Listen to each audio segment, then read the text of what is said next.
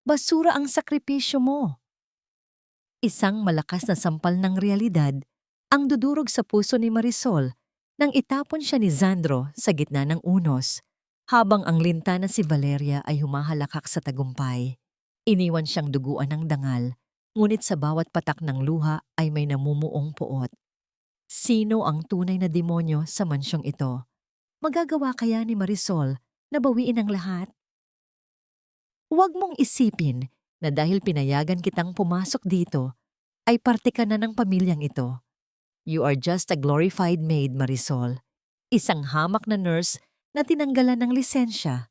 Dito, ang dumi sa swelas ng sapatos ko ay mas may halaga pa kaysa sa buhay mo. Ang boses ni Valeria ay parang lason na dahang kumakalat sa malamig na hangin ng Tagaytay. Bawat salita ay may talim. Bawat kataga ay sadyang itinusok upang hiyain ang pagkatao ng babaeng nakatayo sa kanyang harapan. Sa mga sandaling iyon, hawak ni Marisol ang isang tray ng mainit na gatas at mga biskwit na hinulma niya sa hugis ng mga bituin. Maaga siyang gumising, tiniis ang ginaw ng madaling araw para lamang ihanda ang paboritong merienda ni Lumina at Luna. Nais niyang bigyan ng kahit kaunting liwanag ang mukha ng dalawang bata bago ang kanilang masakit na physical therapy. Ngunit ang gatas na maingat niyang tinimpla ay unti-unti nang lumalamig. Kasing lamig ng pakikitungo sa kanya sa loob ng mansyong ito. Ramdam ni Marisol ang panginginig ng kanyang mga daliri. Ang bigat ng tray ay tila naging kasing bigat ng isang sako ng semento na dumidiin sa kanyang dibdib. Hindi siya makahinga ng maayos.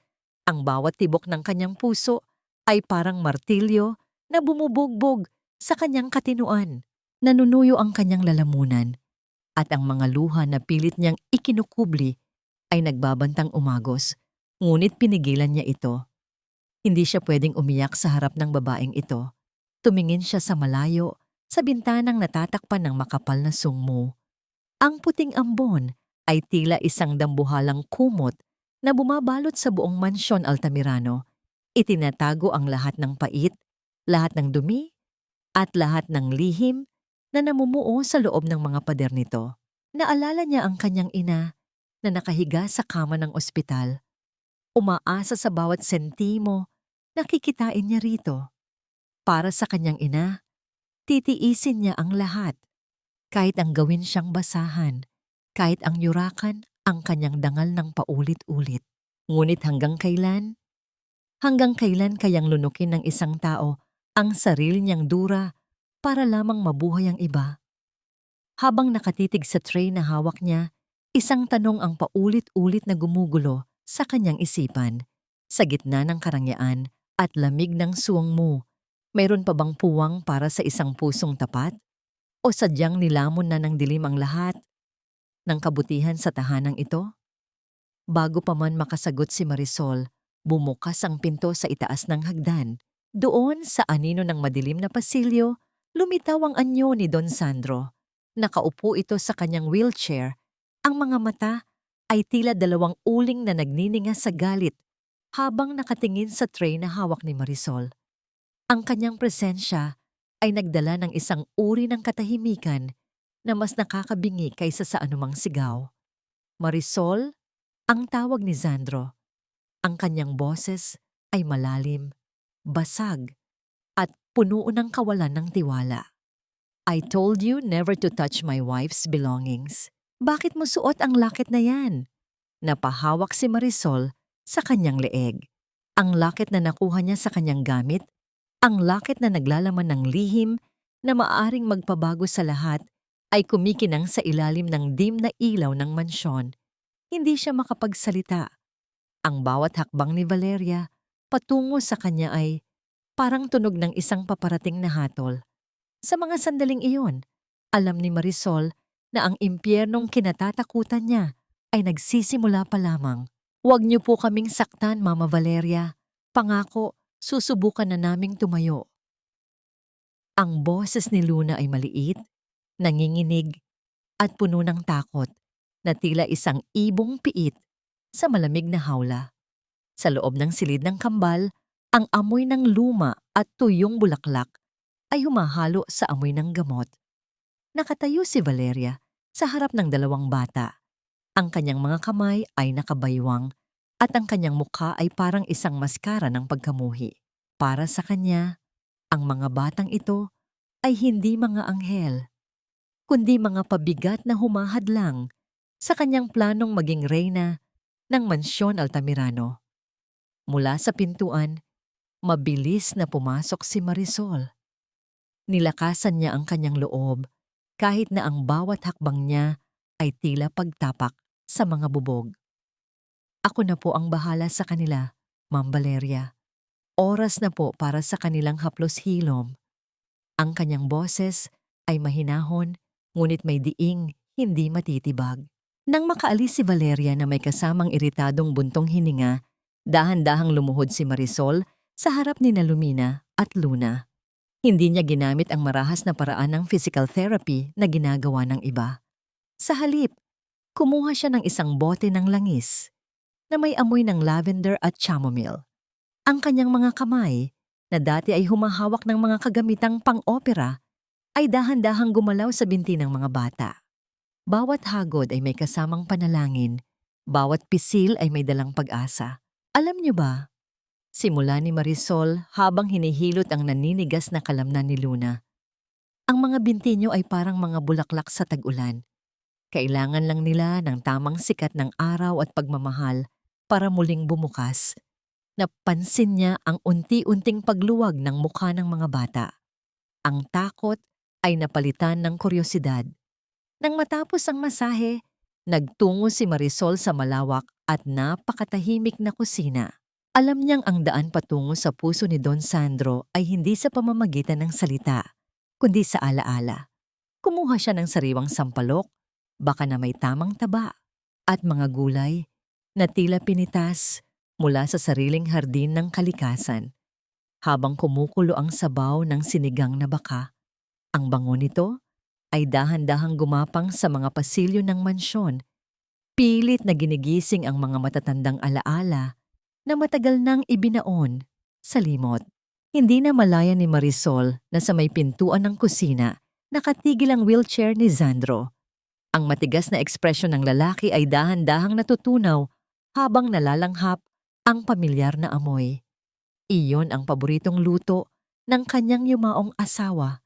Isang lasa na akala niya ay hindi na niya muling matitikman. Bakit mo niluto yan? Tanong ni Sandro. Ang kanyang boses ay hindi na kasing talim ng dati. Bagkus ay may halong pait at pangungulila. Dahil ang pagkain ay hindi lang para sa tiyan, Don Sandro. Ito ay para rin sa kaluluwang nagugutom sa pag-ibig, sagot ni Marisol nang hindi lumilingon. Kumuha siya ng isang mangkok at inilapag ito sa harap ng lalaki. Dahan-dahang kumuha ng kutsara si Sandro. Sa unang higop, tila tumigil ang mundo. Ang asim ng sampalok ay humahaplos sa kanyang lalamunan. Kasing init ng mga yakap na nawala sa kanya. Tumingala siya kay Marisol at sa isang saglit ang kanilang mga mata ay nagtagpo. May isang uri ng kuryente ang dumaan sa pagitan nila. Isang pag-unawa na higit pa sa salita. Ang kilig na naramdaman ni Marisol ay hindi dahil sa karangyaan ni Sandro, kundi dahil sa nakita niyang muling nabuhay ang isang bahagi ng puso ng lalaki na matagal nang patay. Paglipas ng ilang oras, ang Mansyon Altamirano na dati ay parang sementeryo, sa katahimikan ay nabigla sa isang tunog na matagal nang hindi naririnig, ang halakhak ng mga bata. Sa loob ng silid, sinusuklay ni Marisol ang mahabang buhok ni Luna habang nagkukwento tungkol sa mga sirena sa dagat. At doon, sa harap ng salamin, nangyari ang isang milagro. Ang maliit na labi ni Luna ay dahan-dahang pumanig paitaas. Isang matamis at tunay na ngiti ang sumilay sa kanyang mukha. Salamat po, Mama Marisol, bulong ng bata. Napahinto si Marisol. Ang tawag na mama ay tila isang musikang bumasag sa lahat ng pait na nararamdaman niya sa buhay. Gayunpaman, ang kapayapaang ito ay tila isang panaginip lamang na malapit ng magising. Nang hapon ding iyon, habang paalis si Sandro para sa isang mahalagang pulong, tumayo si Marisol sa veranda upang kumaway sa mga bata. Ngunit habang umaabante ang itim na sasakyan ni Sandro, narinig ni Marisol ang isang kakaibang kalansing mula sa ilalim nito, isang tunog ng bakal na tila may maluwag o sadyang kinalikot. Hindi iyon tunog ng ordinaryong luma, iyon ay tunog ng panganib. Tumingin si Marisol sa direksyon ni Valeria na nakatayo sa kabilang bintana. May hawak na baso ng wine at may mapait na ngiting nakapinta sa mga labi. Ang kaba sa dibdib ni Marisol ay tila isang tambol na nagbababala ng isang paparating na trahedya. Anong amoy iyon? Marisol, are you using those cheap herbal medicines again? Ang alingasaw ay abot hanggang sa garden, nakakahiya sa mga bisita natin. Ang boses ni Valeria ay pumailan lang sa gitna ng marangyang hapon sa mansyon Altamirano. Hawak niya ang isang panyo na may burang ginto, diring-diring tinatakpan ng kanyang ilong habang nakaharap sa ilang mga amigas na galing sa Maynila. Ang lahat ng mata ay lumingon kay Marisol na noon ay may dalang tray ng tsa. Ang init ng mukha ni Marisol ay tila mas masidhi pa kaysa sa bagong kulong tubig na hawak niya. Ma'am, kailangan po ito para sa sirkulasyon ng binti ng mga bata. Ligtas po ito at natural, mahinahong paliwanag ni Marisol. Kahit ang kanyang puso ay tila isang tambol na mabilis ang pagtibok sa gitna ng kahihiyan. Natural. It smells like a wet dog, Marisol. Don't bring your squatter habits here. Nakakasira ka ng ambience. Patuloy ni Valeria na may kasamang mapait na tawa na sinakyan naman ng kanyang mga panauhin. Sa bawat hagik-hik nila, tila may isang karayom na tumutusok sa dangal ni Marisol. Ang karangyaan ng salas, ang mga kristal na chandelier, at ang malalambot na carpet ay tila naging mga saksi sa kanyang pagiging maliit at hamak. Nang dumaan ang gabi, ang sungmu sa labas ay naging mas makapal, tila isang puting pader na nagkukulong sa mga lihim ng mansyon. Habang abala si Marisol sa kusina, palihim na pumasok si Valeria sa silid ng kambal. Ang kanyang mga hakbang ay walang tunog, tila isang anino na naglalakad sa dilim. Hawak niya ang isang maliit na bote ng bitamina na ibinibigay ni Marisol sa mga bata. Mabilis niyang pinalitan ang laman nito ng ibang uri ng tableta. Isang gamot na alam niyang magdudulot ng panghihina at panginginig. Para sa inyo rin ito, mga bata, bulong ni Valeria sa kadiliman. Para malaman ng daddy niyo na walang kwenta ang nurse niyo. Kinabukasan, isang kaguluhan ang bumasag sa katahimikan ng umaga. Ang yak ni Lumina at Luna ay naging hysterical. Ang kanilang mga binti ay tila naging kasing tigas ng bato at ang kanilang mga balat ay namumutla. Mabilis na pumasok si Sandro sa silid, ang kanyang muka ay puno ng takot at pag-aalala. What happened? Why are they like this? Sigaw ni Sandro. Agad na lumapit si Valeria. Ang kanyang muka ay biglang naging larawan ng isang nag-aalalang ina. Sandro, look. Sinasabi ko na sa'yo, itong si Marisol ay pinipilit ang mga kung ano-anong gamot sa kanila. I told her it's dangerous, but she won't listen.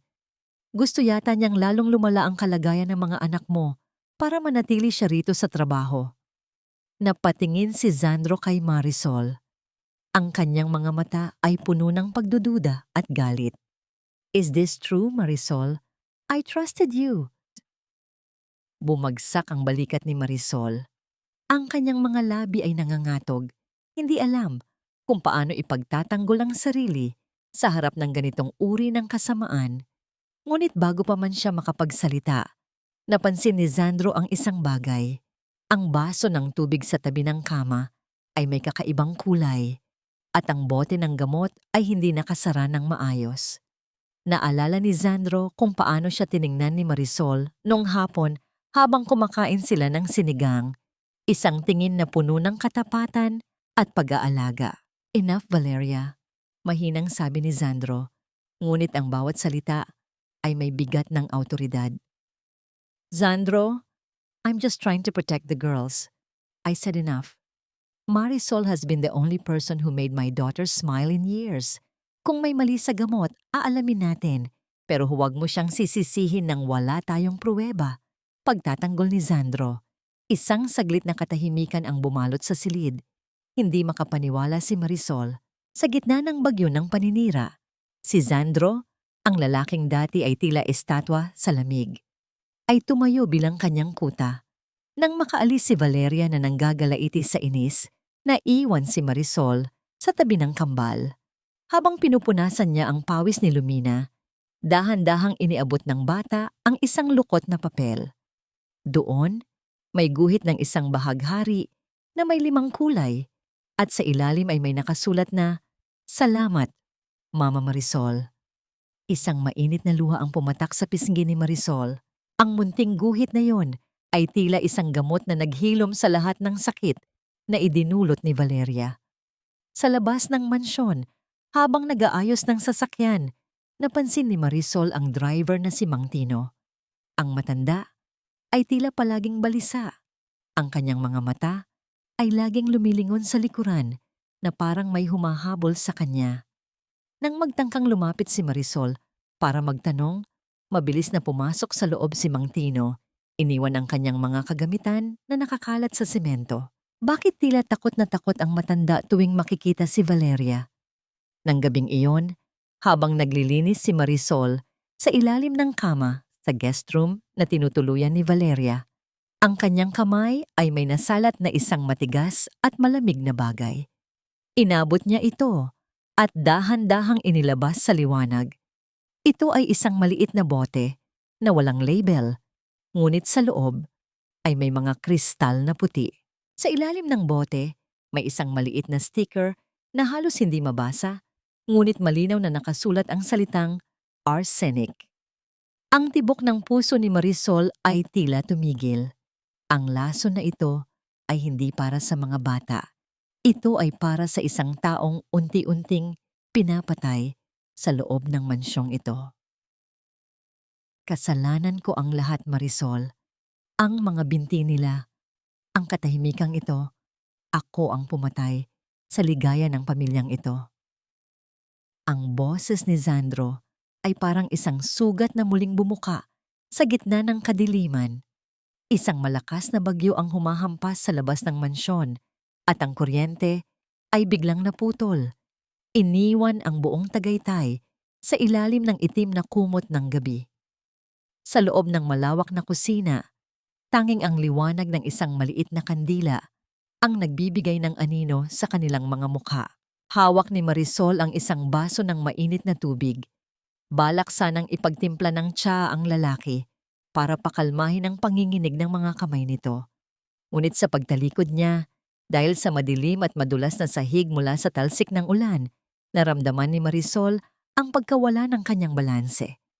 Isang mabilis na pagdausdos ang nangyari at sa gitna ng kanyang mahinang pagsigaw, naramdaman niya ang isang matigas at mainit na bisig na sumalo sa kanya. Hindi ito ang bisig ng isang lumpo. Ito ay ang bisig ng isang lalaking may natitira pang lakas upang protektahan ang mahalaga sa kanya. Hinawakan ni Sandro ang kamay ni Marisol ng mahigpit. Ang kanilang mga balat ay naglapat sa gitna ng malamig na hangin. Ang pintig ng puso ni Marisol ay tila isang mabilis na tambol na maririnig sa katahimikan ng silid. Ramdam niya ang hininga ni Sandro sa kanyang noo, isang hiningang may amoy ng kape at lungkot. "Don Sandro, ayos lang po ako," bulong ni Marisol, ngunit hindi bumitaw ang lalaki. Sa halip, mas lalo nitong hinigpitan ang hawak sa kanyang daliri. "Huwag kang aalis, Marisol," pakiusap ni Sandro.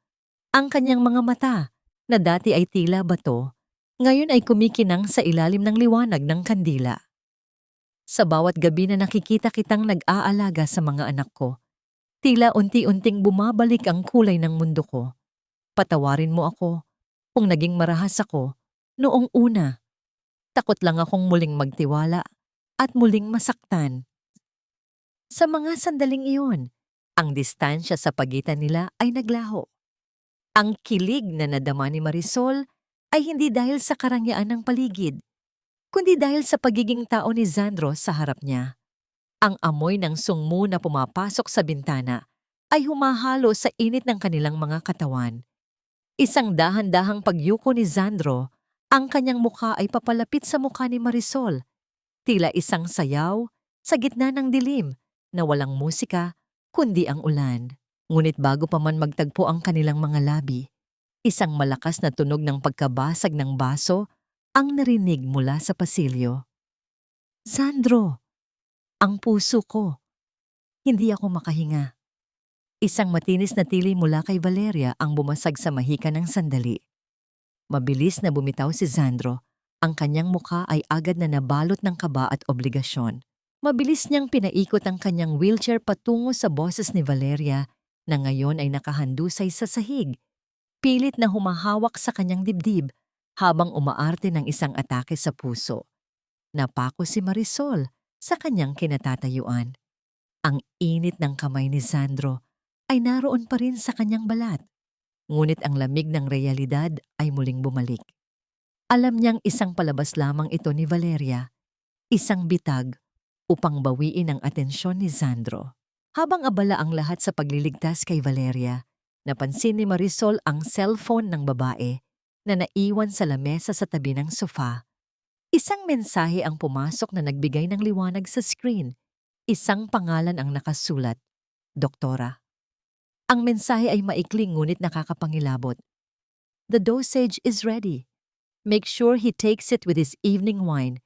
No traces left. Dali-daling kinuha ni Marisol ang bote ng gamot na natagpuan niya sa ilalim ng kama ni Valeria.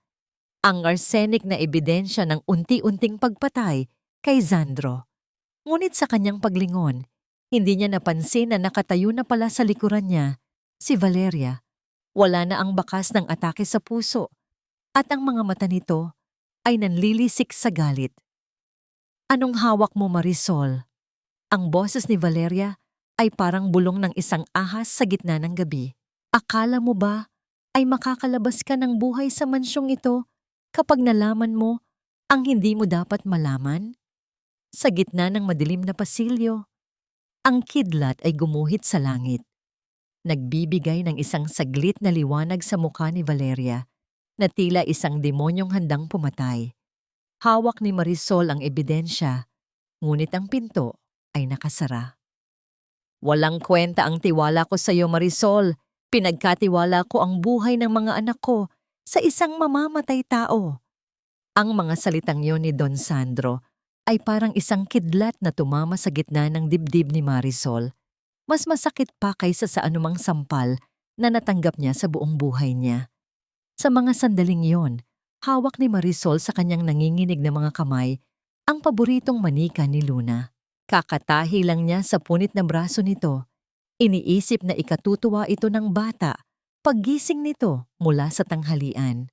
Ang bango ng sinulid at ang init ng pagmamahal na ibinuhos niya sa munting laruan ay biglang naglaho, napalitan ng malansang amoy ng sungmu at ang mapait na lasa ng pagtataksil.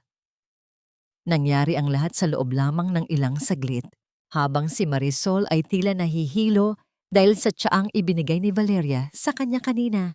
Isang tsaa na akala niya ay tanda ng pakikipag-ayos, ay dahan-dahang itinulak ni Valeria ang wheelchair ni Luna patungo sa matarik na bahagi ng hardin. Ang tunog ng mga gulong na mabilis na umiikot sa damuhan ay hindi narinig ni Marisol dahil sa bigat ng kanyang talukap. Mama Marisol, tulong po. Ang maliit na tinig ni Luna ay pumailan lang sa hangin. Isang pagsamo na sadyang nilunod ng ihip ng hangin sa Tagaytay. Nang magising ang diwa ni Marisol mula sa kakaibang antok, huli na ang lahat. Nakita na lamang niya ang wheelchair na nakatumbas sa ibaba ng dulasan at ang bata na nakahandusay sa malamig na lupa. Walang malay. Sandro, look. My God, look at what she did. Ang tili ni Valeria ay tila isang dula-dulaan na may perpektong timing. Natutulog siya habang ang anak mo ay nasa panganib. Sinasabi ko na sa'yo, hindi siya nurse. Peke ang lahat ng dokumento niya. Gusto niyang makuha ang loob mo pero pinapabayaan niya ang mga bata. Dumating si Sandro na mabilis na pinaandar ang kanyang wheelchair. Ang kanyang mukha ay kasing puti ng suwang mo sa sobrang takot. Binuhat niya si Luna. Ang kanyang mga kamay ay nanginginig habang sinusuri ang bawat galos ng anak. Ang takot na mawalan muli ng mahal sa buhay ay naging isang dambuhalang galit na ibinaling niya kay Marisol. Hindi po totoo. Don Sandro, nakatulog lang po ako dahil sa... Hindi na ituloy ni Marisol ang kanyang sasabihin. Ang boses niya ay naging kasing hina ng bulong. Dahil sa ano? Dahil tamad ka? Dahil wala kang pakialam? Ang boses ni Sandro ay dumadagundong sa buong bakuran. Valeria showed me the papers, Marisol. Tinanggalan ka ng lisensya dahil sa maling paggamot sa Maynila. You lied to me! You put my daughter's lives at risk para lang sa pera. Ramdam ni Marisol ang pagguho ng kanyang mundo. Ang bawat tibok ng kanyang puso ay parang isang tunog ng nababasag na kristal. Nais niyang sumigaw, nais niyang ipakita ang bote ng lason na natagpuan niya. Nais niyang sabihing si Valeria ang may gawa ng lahat. Ngunit ang kanyang dila ay tila naging kasing bigat ng tingga. Ang pagkahilo mula sa tiya ay unti-unti pa ring lumalamon sa kanyang katinoan. Tumingin siya kay Valeria. Ang babae ay nakatayo sa likuran ni Sandro. Dahan-dahang pinupunasan ng isang pekeng luha habang ang mga mata nito ay kumikinang sa tagumpay. Ang lahat ng sakripisyo ni Marisol, ang lahat ng puyat sa pag-aalaga sa kambal, at ang umuusbong na pag-asa sa kanyang puso ay itinapon sa putikan sa loob lamang ng isang hapon. Ang mga gamit ni Marisol, ang kanyang lumang bag, ang mga damit na kupas na, at ang kaisa-isang larawan ng kanyang ina, ay marahas na kinuha ni Valeria mula sa kwarto at itinapon sa labas ng gate, direkta sa basang lupa. Lumayas ka sa pamamahay na ito bago ko pa malimutan na babae ka. Ang huling sigaw ni Sandro ay tila isang hatol ng kamatayan. Huwag na huwag ka nang magpapakita sa amin. Baka hindi ko matantiya ang magagawa ko sa'yo kapag nakita ko pa ang pagmumukha mo rito. Nakatayo si Marisol sa labas ng naglalakihang gate ng Mansyon Altamirano. Ang suong mo ay tila naging mga kamay na sumasakal sa kanya. Ang ulan ay nagsimulang pumatak, malamig at malupit. Humahalo sa mga luhang hindi na niya napigilang bumuhos. Bakit ang liwanag na akala ko ay simula ng pag-asa ay siya palang susunog sa huling hibla ng aking dangal? Ang tanong na ito ay paulit-ulit na humahampas sa kanyang isipan habang pinapanood niya ang pagsasara ng pinto ng tahanang akala niya ay nahanap na niya ang kanyang kapayapaan. Pasensya na po, Miss Marisol. Ngunit idineklara na pong patay ang iyong ina kaninang 3:00 ng hapon matapos bawiin ang suportang pinansyal para sa kanyang dialysis. Ang boses ng nurse sa kabilang linya ng telepono ay tila isang hatol ng kamatayan na bumasag sa huling hibla ng katinoan ni Marisol. Nakatayo siya sa gitna ng kalsada, basang-basa ng ulan, habang ang kanyang mga gamit ay nakakalat sa putikan ng Tagaytay. Ang lamig ng gabi ay tila pumasok sa kanyang mga buto, ngunit ang mas matinding lamig ay nagmumula sa kanyang puso na unti-unti nang nagiging bato. Ilang oras pa lamang ang nakalilipas, hinihimas niya ang binti ng mga batang Altamirano ng may pagmamahal. Ngayon, ang tanging hawak niya ay ang basang plastic bag ng kanyang mga lumang damit at ang alaala ng malupit na pagtataboy ni Sandro. Ang bawat patak ng ulan na humahampas sa kanyang mukha ay tila nakikiramay sa kanyang pighati. Humahalo sa mga luhang hindi na niya kayang pigilin. Pagdating niya sa ospital, ang puting kumot na bumabalot sa katawan ng kanyang ina ay ang pinakamabigat na pasaning nakita niya sa buong buhay niya. Nilapitan niya ang malamig na bangkay. Dahan-dahang hinawakan ang kulubot na kamay na dati ay nagpapatahan sa kanya sa bawat takot. Nay, patawad po. Bulong ni Marisol. Ang kanyang boses ay basag. Halos hindi lumalabas sa kanyang lalamunan na tila may nakabara na tinik. Patawad dahil hindi kita naipagtanggol. Patawad dahil naniwala ako na may kabutihan sa mundong ito. Niyakap ni Marisol ang una ng kanyang ina, ang tanging bagay na naiwan na may amoy pa ng kanyang pagmamahal. Ang bango ng lavender na madalas niyang ipahid sa noo ng ina ay naroon pa rin. Ngunit ito ay mabilis na nilalamon ng amoy ng antiseptic at kamatayan. Sa bawat paghikbi ni Marisol, ang kanyang pangako ay unti-unting nabubuo sa kanyang isipan. Isang pangakong mas matibay pa sa semento ng Mansyon Altamirano. Lumipas ang ilang araw at sa gitna ng isang liblib na sementeryo kung saan ang suong mo ay tila mga kaluluwang nagbabantay, mag-isang inilibing ni Marisol ang kanyang ina. Walang marangyang bulaklak, walang mga bisitang nakikiramay. Tanging ang tunog ng pagbagsak ng lupa sa ibabaw ng kabaong ang bumabasag sa katahimikan ng paligid. Paalis na sana si Marisol nang mapansin niya ang isang anino sa ilalim ng isang malaking puno ng nara. Doon, nakatayo ang driver na si Mang Tino. Ang kanyang muka ay puno ng takot at ang kanyang mga mata ay tila laging nakamasid sa paligid, naghahanap ng anumang panganib. Marisol, tawag ng matanda. Ang kanyang boses ay nanginginig, halos hindi marinig sa ihip ng hangin.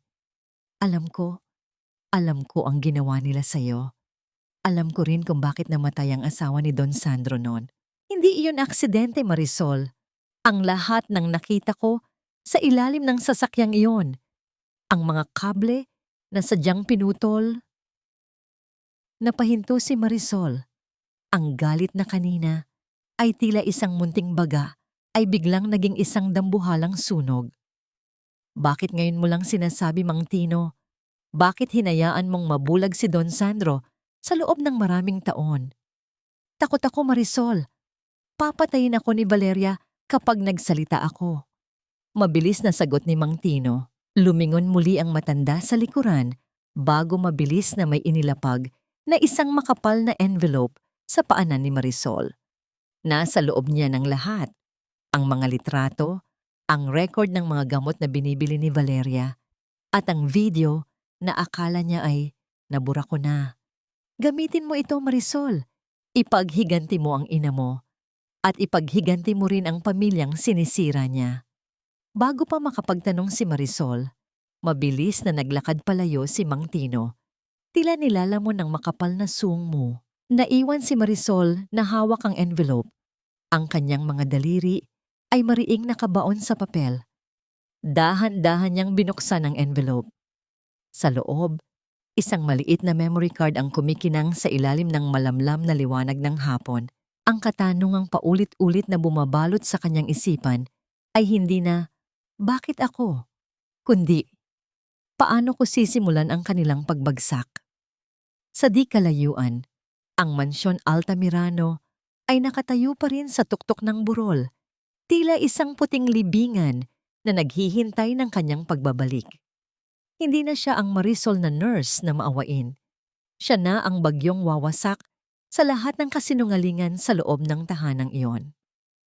Mamatay ka na sana, ate, para sa akin na ang lahat. Ang yaman, ang mansyon, at pati na ang asawa mo. Ang boses ni Valeria sa loob ng video ay kasing lamig ng sementong kinauupuan ni Marisol sa loob ng isang maliit at madilim na paupahang silid. Ang screen ng lumang laptop na hiniram niya ay nagbibigay ng asul na liwanag sa kanyang mukha, na tila isang anino ng babaeng dati ay puno ng pag-asa. Sa video, nakuha ng isang nakatagong kamera sa garahe. 10 taon na ang nakalilipas, malinaw na nakita ni Marisol ang dahan-dahang pagputol ni Valeria sa mga kable ng preno ng sasakyan. Walang panginginig sa mga kamay ng babae. Mayroon lamang isang mapait na ngiti habang pinapanood ang pagtulo ng brake fluid sa sahig. Ang bawat patak ng likido ay tila naging bawat patak ng dugong nawala sa asawa ni Sandro sa gabing iyon ng trahedya. Naramdaman ni Marisol ang panunuyo ng kanyang lalamunan. Ang kanyang mga kamao ay nakakuyom ng mahigpit hanggang sa bumao ng kanyang mga kuko sa palad. Ngunit hindi niya naramdaman ang sakit. Mas masakit ang katotohanang ang lalaking sinisimulan na niyang mahalin ay namumuhay kasama ang demonyong pumatay sa kanyang kaligayahan. Hayop ka, Valeria. Bulong ni Marisol. Ang kanyang boses ay hindi na nanginginig sa takot. Ito ay naging mababa, seryoso, at puno ng talim. Hindi lang ang ina ko ang kinuha mo. Kinuha mo ang lahat sa pamilyang yon. Tumayo si Marisol at tumingin sa maliit na salamin sa dingding na may ilang gasgas. Kumuha siya ng gunting at maingat na pinaikli ang kanyang mahabang buhok na dati hinangaan ni Sandro. Habang unti-unting nalalaglag ang mga hibla sa sahig para itong simpleng pagbabago sa kanyang sarili. Isang tahimik na hakbang patungo sa bagong simula at mas malinaw na direksyon. Isinantabi niya ang kanyang puting uniforme. Ang uniformeng naging simbolo ng kanyang pangarap na ngayon ay dinungisan na ng mga kasinungalingan. Sa halip, isinuot niya ang isang itim na blusa kasing itim ng gabi sa Tagaytay.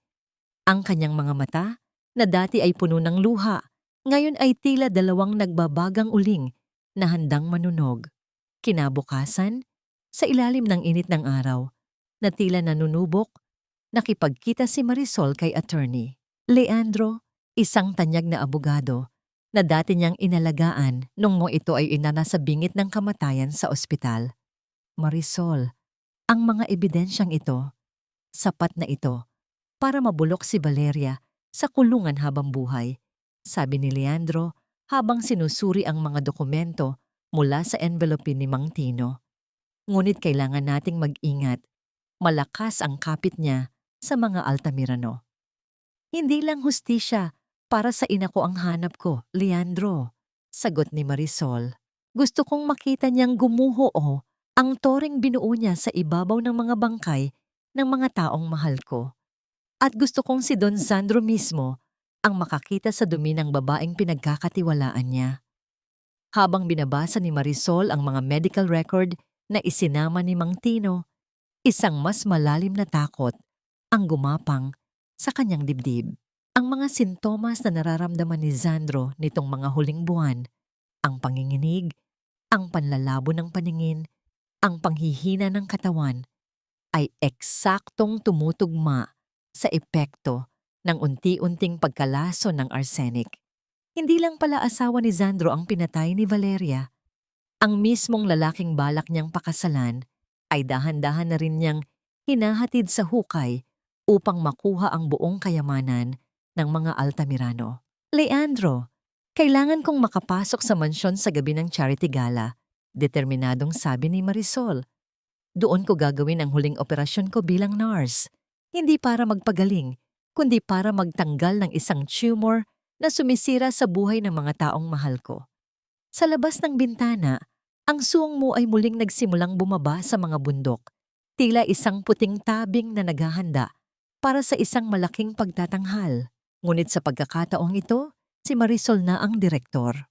Isang katanungan ang naiwan sa hangin. Sapat kaya ang lakas ng isang babaeng galing sa abo upang tapatan ang apoy ng isang halimaw? Isang nakakabinging katahimikan ang bumalot sa buong bulwagan. Ang masayang tugtugin ng orkestra ay biglang naputol. Ang mga hagikhika ng mga sosyalera ay naging mga buntong hiningang hindi maipinta. Sa dambuhalang screen sa likod ng entablado, ang madilim na garahe ng mansyon 10 taon na. Ang nakalilipas ay malinaw na ipinapakita. Doon, sa ilalim ng malamlam na ilaw, nakaluhod ang isang mas batang Valeria. Ang kanyang muka ay hindi maikakailang siya. Habang ang isang matalas na plies ay dahan-dahang pinuputol ang manipis na kable ng preno ng itim na sasakyan. Mamatay ka na sana, ate. Para sa akin na ang lahat. Ang yaman, ang mansyon, at pati na ang asawa mo. Ang bulong ng boses ni Valeria mula sa mga speaker. Isang bulong na tila lason na gumapang sa tainga ng bawat bisita. Peke yan, gawa-gawa lang yan. Isang matinis na sigaw mula kay Valeria ang bumasag sa katahimikan. Ang kanyang mukha ay naging kasing puti ng papel. Ang kanyang mga mata ay nanlalaki sa pagkatakot. Huwag kayong maniwala sa isang desperadang babae na tinanggalan ng lisensya. Computer-generated lang yan. Gusto niya lang sirain ang pamilyang ito. Ngunit si Marisol ay nanatiling kalmado. Tumingin siya ng diretso sa mga mata ni Valeria. Mayroon pa, Valeria. Mahinahon, ngunit may diin niyang sabi. Ang video sa screen ay nagbago. Ngayon, ang maaraw na hardin ang nakikita. At doon, malinaw na kuha ng CCTV ang dahan-dahang pagtulak ni Valeria sa wheelchair ni Luna patungo sa gilid ng matarik na lupa bago siya umarteng natutulog sa ilalim ng payong. Hindi! Mga kasinungalingan! Sigaw muli ni Valeria. Sa sobrang pagkasuklam at pagkawala sa sarili, bumaba siya ng entablado at mabilis na sinugod si Marisol. Ang kanyang mga kamay ay nakaumang na parang mga kuko ng isang halimaw. Papatayin kita, mang-agaw. Basura ka. Ngunit bago pa man makalapit si Valeria, isang malakas na tunog ng isang sampal ang umalingaw-ngaw sa buong silid. Tila isang kulog na bumasag sa lahat ng ingay. Hindi iyon sampal ng galit, kundi sampal ng hustisya. Ang sampal ni Marisol. Para ito sa nanay ko na pinatay mo sa pag-asa nang ipaputol mo ang tulong sa ospital. Mariing sabi ni Marisol. Ang kanyang boses ay nanginginig sa pinipigilang pighati. Para ito kay Luna. At Lumina, na araw-araw mong nilalaso ng isipan sa pagtawag sa kanila ng mga pabigat. At higit sa lahat, para ito sa babaeng tinawag mong kapatid na walang awa mong pinatay dahil sa inggit. Sa mga sandaling iyon, ang mga ilaw na kumukutitap mula sa labas ng mansyon, ang pula at asul na ilaw ng mga sasakyan ng pulis ay nagsimulang pumasok sa mga bintana. Dahan-dahang pumasok ang mga unipormadong pulis kasama si Attorney Leandro na may dalang warrant of arrest. Ang pagwawala ni Valeria ay naging mas malala. Nagpupumiglas siya habang pinupusasan ng mga pulis. Ang kanyang mamahaling pulang bestida ay nalukhot. Ang kanyang perpektong ayos na buhok ay nagulo. Ang reyna ng gabi ay naging isang hamak na kriminal sa harap ng lahat ng taong dati ay humahanga sa kanya. Ang kahihiyan sa kanyang mukha ay mas masahol pa kaysa sa rehas na naghihintay sa kanya. Habang nagaganap ang kaguluhan, napahawak si Don Sandro sa kanyang dibdib. Ang kanyang paningin ay nagsimulang manlabo. Ang lason sa kanyang dugo na pinalala ng matinding emosyonal na dagok ay nagsimula nang kumitil sa kanyang lakas. Ang lason ng katotohanan na gumugupo sa kanyang buong pagkatao ay mas matindi. Ang kanyang wheelchair ay dahan-dahang dumulas paatras at ang kanyang katawan ay bumagsak sa sahig. Sandro! Sigaw ni Marisol. Mabilis siyang tumakbo patungo sa kinaroroonan ng lalaki. Itinutulak ang mga taong nakaharang sa daan. Hindi na siya ang babaeng uhaw sa paghihiganti. Siya ang nurse na bumalik upang iligtas ang buhay na winasak ng kasinungalingan. Lumuhod siya sa tabi ni Sandro. Sinuri ang kanyang pulso at mabilis na isinigaw ang mga medikal na tagubilin sa mga taong nakapaligid. Nang imulat ni Sandro ang kanyang mga mata sa huling sandali bago mawalan ng malay, ang tanging nakita niya ay ang mukha ni Marisol. Ang mukha ng babaeng pinagkaitan niya ng tiwala. Ang babaeng itinaboy niya, ngunit ang siya ring babaeng naroroon upang iligtas siya. Sa gitna ng kaguluhan, sa may pintuan ng ballroom, dahan-dahang lumitaw ang dalawang maliliit na figura. Sina Lumina at Luna, na ginising ng ingay, ay nakatayo habang nakahawak sa pader. Nanginginig ang kanilang mga binti, ngunit ang kanilang mga mata ay nakatuon lamang sa isang tao. Sa gitna ng sahig, nakita nila si Marisol na nakaluhod. Inaalalayan ang kanilang ama. Mama, Marisol. Isang mahinang tawag ang narinig mula kay Lumina. Sinubukan nilang humakbang, ngunit ang kanilang mga binti ay tila ayaw sumunod. Isang milagro ang kailangan nila upang makalapit sa babaeng nagbigay sa kanila ng pag-asang muling makalakad. Ang amoy ng antiseptic at ang mahinang ugong ng makinang sumusubaybay sa tibok ng puso ang unang bumati kay Sandro nang imulat niya ang kanyang mga mata. Nakahiga siya sa isang puting kama ng ospital. Ang sikat ng araw ay marahang tumatama sa kanyang mukha mula sa malawak na bintana na may tanawin ng lunti ang hardin. Pakiramdam niya ay nagising siya mula sa isang napakahabang bangungot. Ang kanyang katawan ay mahina, ngunit ang kanyang isipan ay malinaw sa unang pagkakataon sa loob ng maraming taon. Sa gilid ng kanyang kama, nakaupo si Marisol. Hindi na siya nakasuot ng magarang itim na bestida, kundi isang simpleng puting blusa na tila nagbibigay ng liwanag sa kanyang pagkatao. Ang kanyang mukha ay may bahid ng pagod, ngunit puno ng kapayapaan. Natutulog siya habang ang kanyang ulo ay nakasandal sa gilid ng kama. Ang isang kamay niya ay hindi bumibitiw sa kamay ni Sandro. Isang dahan-dahang pag-angat ng dibdib ni Marisol sa bawat paghinga ang nagbigay kay Sandro ng pakiramdam na buhay ang mamundo. Dahan-dahang itinaas ni Sandro ang kanyang malayang kamay at marahang hinaplos ang buhok ni Marisol. Sa pagdampi ng kanyang mga daliri, nagising ang diwa ni Marisol. Ang kanyang mga mata ay bumukas at agad na napuno ng kagalakan nang makitang gising na ang lalaki. Don Sandro, salamat sa Diyos, gising ka na, bulong ni Marisol. Ang kanyang boses ay tila isang malambot na musika na nagpaginhawa sa pakiramdam ng Don. Marisol, huwag mo na akong tawaging Don, mahinang sagot ni Sandro. Ang kanyang boses ay basag at puno ng pagsisisi. Patawarin mo ako, naging bulag ako. Pinagkaitan kita ng tiwala habang ikaw ang tanging taong nagligtas sa pamilya ko. Anong klaseng tao ako para itapon ka sa gitna ng ulan? Hindi sumagot si Marisol sa pamamagitan ng salita. Sa halip, hinawakan niya ang pisngi ni Sandro. Pinupunasan ng isang luhang dahan-dahang gumulong mula sa mata ng lalaki. Ang haplos na yon ay sapat na upang sabihing ang lahat ay pinatawad na. Ang kilig na nadama ni Sandro sa mga sandaling iyon ay hindi nagmumula sa pagnanasa, kundi sa isang malalim na pasasalamat dahil sa kabila ng lahat, nanatili ang babaeng ito sa kanyang tabi. Maya-maya pa, ang tunog ng dahan-dahang pagpihit ng doorknob ay bumasag sa kanilang katahimikan. Pumasok ang isang nurse na nagtutulak ng 2 wheelchair. Doon nakaupo sina Lumina at Luna. Ang kanilang mga mukha ay nagliwanag nang makita ang kanilang ama na gising na. "Daddy!" Sabay na sigaw ng dalawa.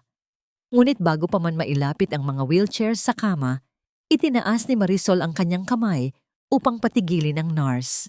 Tumingin siya sa kambal nang may matamis na ngiti at puno ng determinasyon. "Lumina? Luna, naalala niyo ba ang sinabi ko tungkol sa mga bulaklak sa tag-ulan? Ngayon ang oras para ipakita niyo kay Daddy kung gaano na kayo katibay." Isang sandali ng matinding kaba ang bumalot sa silid. Dahan-dahang kumapit sina Lumina at Luna sa braso ng kanilang mga wheelchair. Ang panginginig ng kanilang mga maliliit na binti ay nakikita sa ilalim ng kanilang mga kumot. Si Sandro ay napahawak sa gilid ng kanyang kama. Ang kanyang hininga ay tila tumigil sa panonood. Sa gitna ng katahimikan, narinig ang mahinang tunog ng mga sapatos na tumatama sa sahig ng ospital. Isang hakbang, 2 hakbang. Ang panginginig ay naroon pa rin, ngunit ang kanilang mga mata ay nakatuon sa kanilang ama at kay Marisol. Ang milagro na akala ng lahat ay imposible ay nangyayari sa harap ng kanilang mga mata. Tumakbo ang kambal.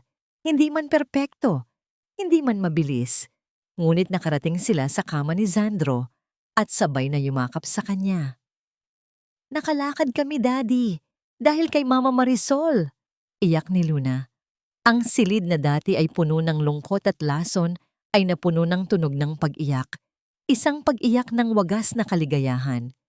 Niyakap ni Sandro ang kanyang mga anak at ang isa niyang kamay ay iniabot kay Marisol.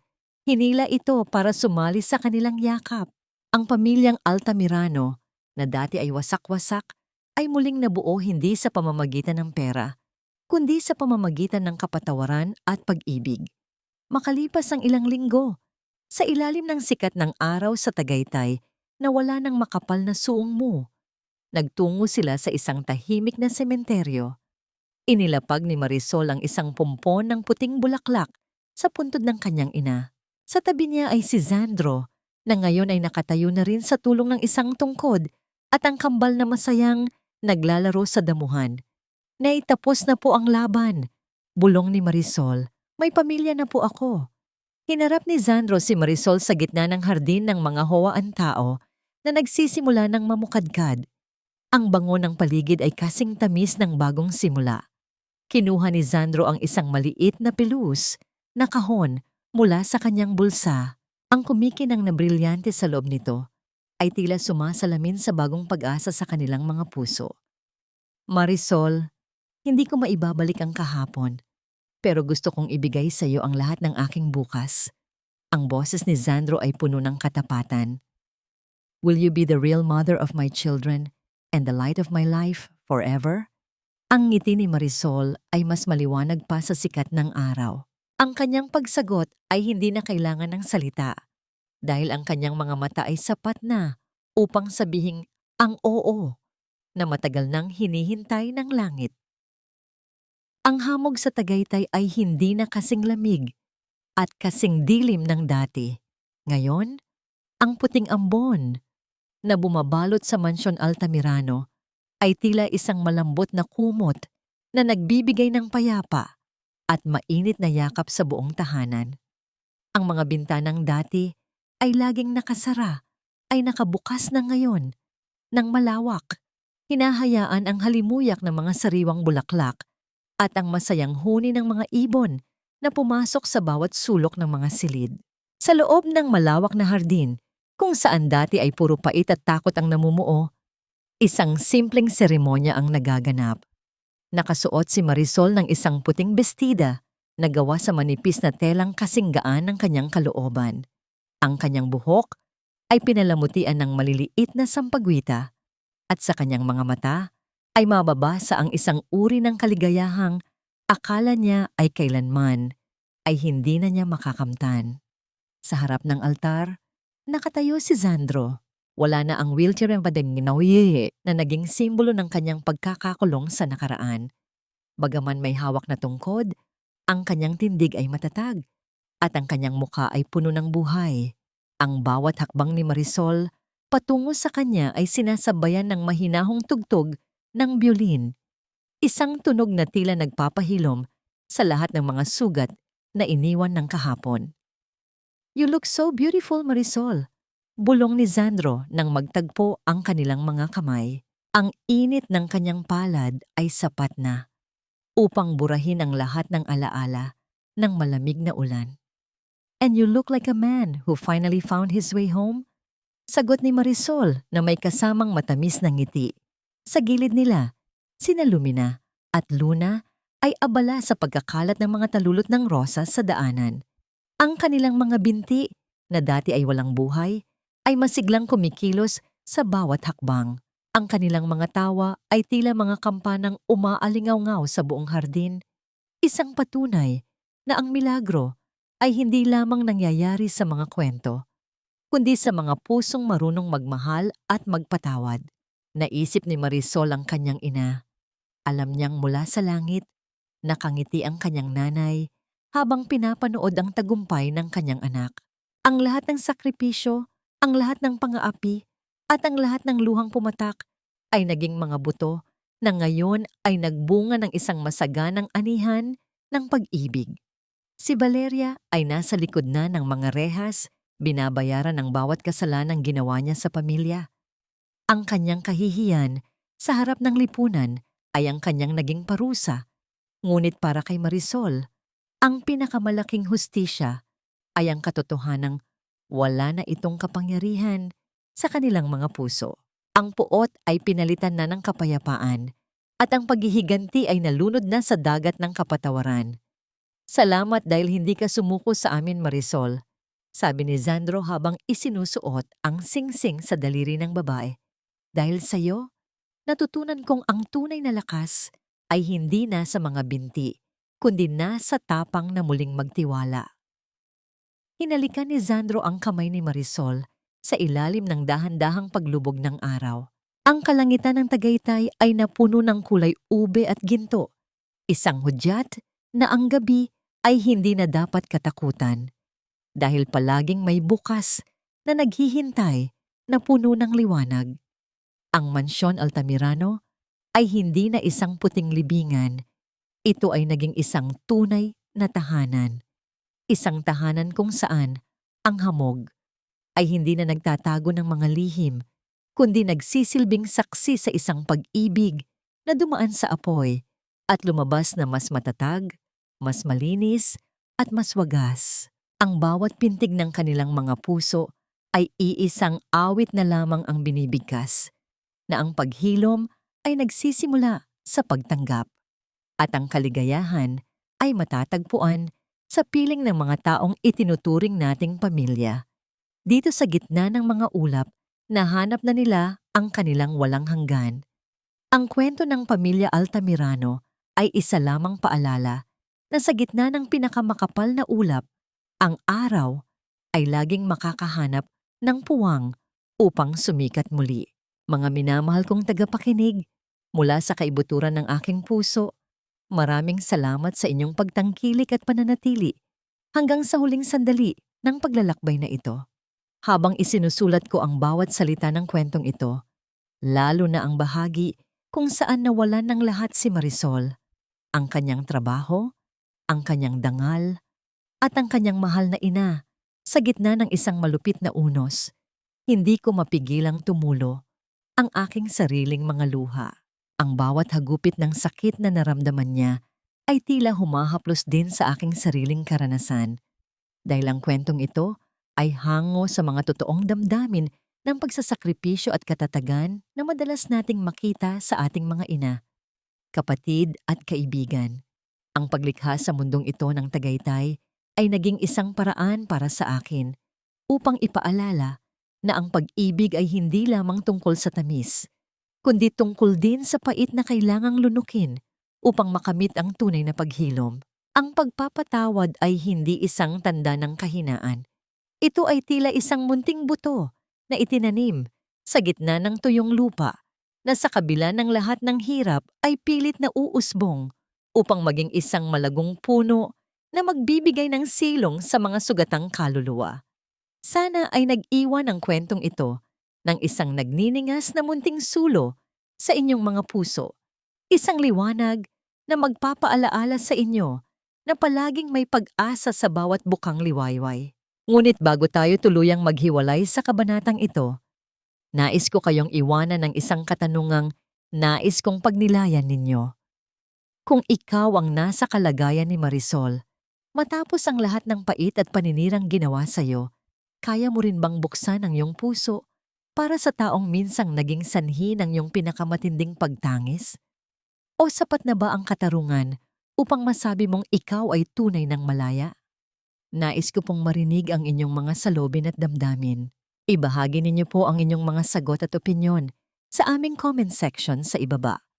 Huwag nyo rin pong kalimutang i-like ang video na ito, i-share sa inyong mga mahal sa buhay, at mag-subscribe para sa marami pang mga kwentong aantig at hihilom sa inyong mga puso. Hanggang sa muli nating pagkikita sa susunod na paglalakbay ng ating mga gunita. Maraming salamat po at pagpalain kayo ng may kapal.